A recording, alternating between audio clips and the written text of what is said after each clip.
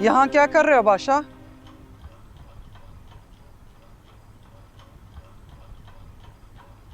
बैठा हूँ अम्मा पप्पू के पास। बागियों के पास बैठने से बगावत में शिद्दत आ जाती है। मैं बागी नहीं, मजलूम हूँ।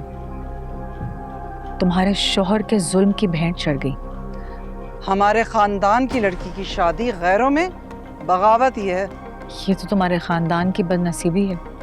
तो बदकिस्मती से तुम भी इसी खानदान की बेटी हो।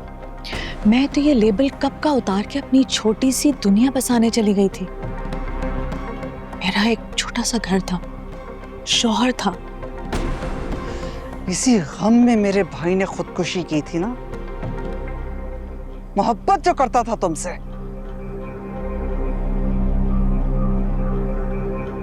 मेरे भाई से अपने भाई की मौत का बदला तुम दिलवा तो चुकी थी।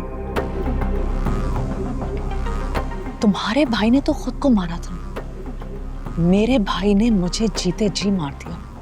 कुछ अंदाजा भी है तुम्हें कि कैसे कैसे झूठ बोलकर हमने इस खानदान में अपनी इज्जत बचाई है?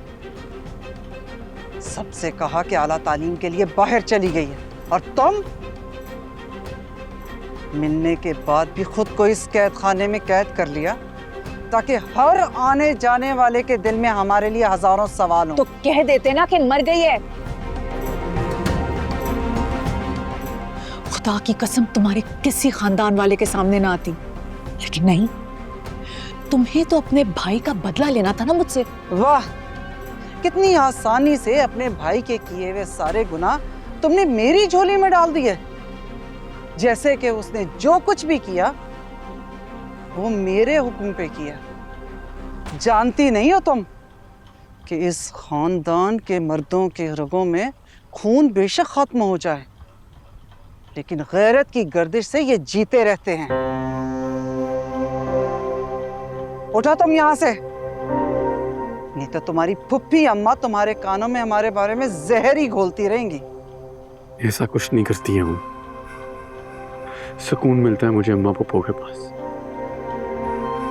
क्योंकि आप लोग तो मेरा दर्द समझते ही नहीं। हम बिल्कुल नहीं समझना चाहते, क्योंकि हमें अपनी नस्ल आगे बढ़ानी है। तुम्हारे खन्नास के पीछे लग के हम बेनामो निशान ही मर सकते हैं। बहुत प्यारी होती है ना नस्ल साहब जान।